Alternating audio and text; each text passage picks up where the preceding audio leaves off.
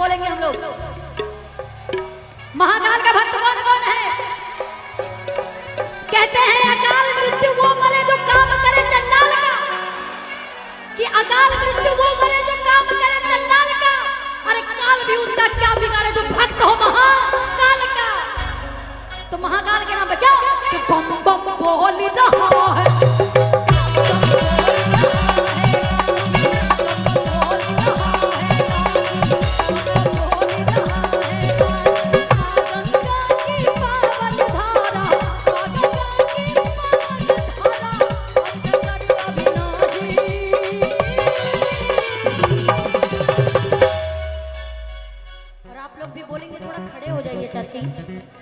थोड़ा सा खड़े हो जाइए और थोड़ा सा झूम के कि बम बम बम बम बम बम बम बम और बम बम बम बम बम बम बम बम बम बम बम बोल रहा है।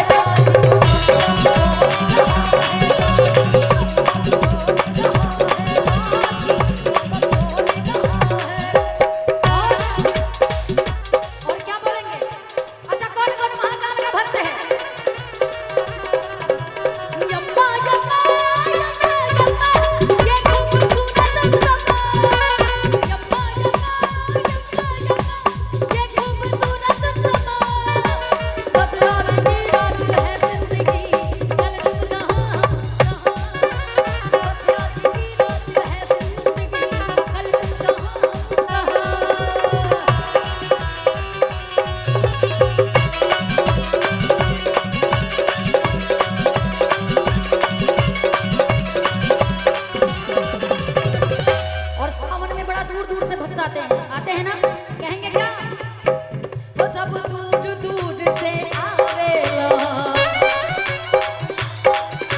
बाबा के हलवा चढ़ावेला।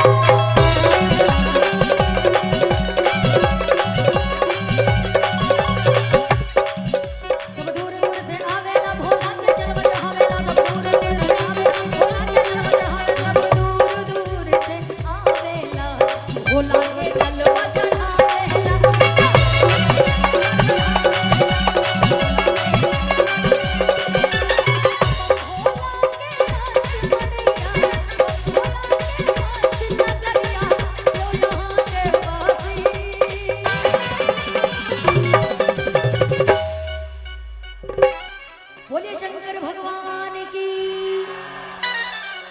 बोलिए दुर्गा स्थान वाली दुर्गा मैया की। लेकिन हम लोग क्या कहेंगे? नहीं नहीं, काशी काशी तो बोल दिया, अभी हम लोग कहाँ पे हैं? कि बम बम बोल रहा दुर्गा था, बम बम बोल रहा दुर्गा था।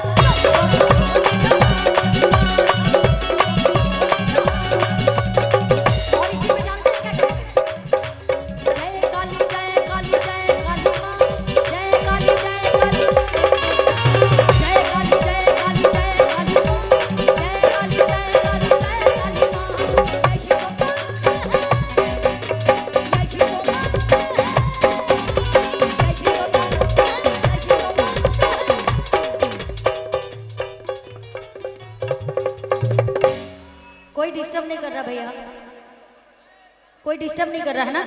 बोले शंकर भगवान की कि यही तो तंत्र है, अरे यही तो मंत्र है, प्यार से जपोगे तो मिटेंगे भोले बम भोले बम भोले बम। प्यार से जपोगे तो मिटेंगे भोले बम भोले बम भोले बम।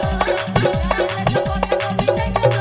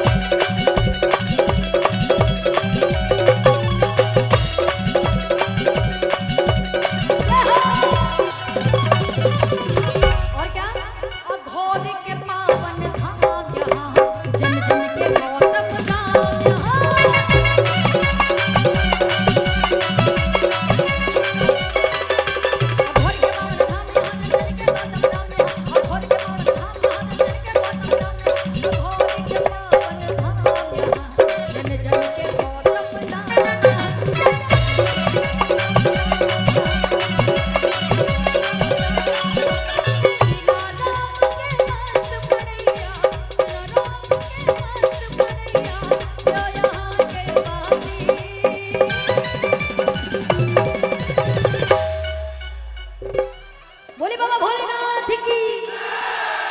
और क्या कहेंगे कि बम बम बम बम। अच्छा इधर वाले भी जरा देख लेते हैं ना, ये लोग बोलते हैं कि नहीं, है ना? आते हैं अच्छा आप लोग बम बम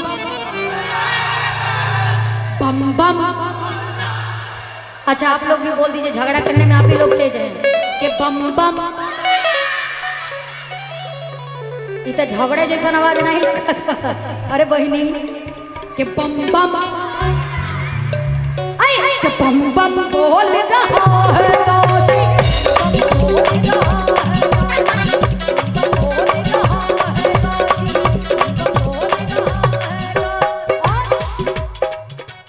देवा हो देवा गणपति देवा, देवा हो देवा गणपति देवा, तुमसे बढ़कर अभी तुमसे बढ़कर देवा हो देवा गणपति देवा, तुमसे बढ़कर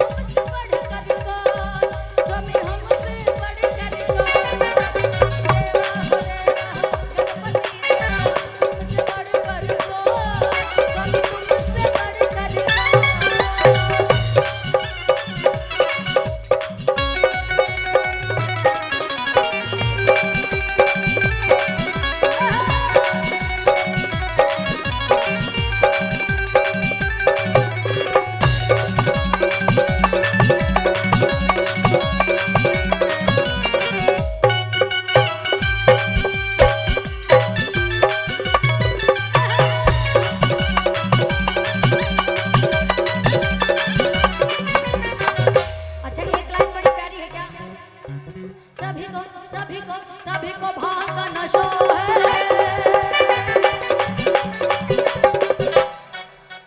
कहते हैं कि सभी को भांग का नशा। ये मेरी लास्ट लाइन है कि और भी कलाकार हैं, उसके बाद फिर आऊंगी, है ना?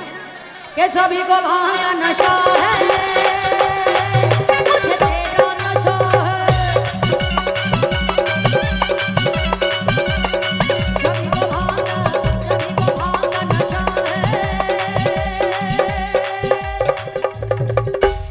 अच्छा किसको किसको भोलेनाथ का नशा है? जरा हाथ उठाओ भाई, सभी को है। तो आप लोग कहेंगे क्या कि सभी को भांग का नशा है, मुझे तेरा नशा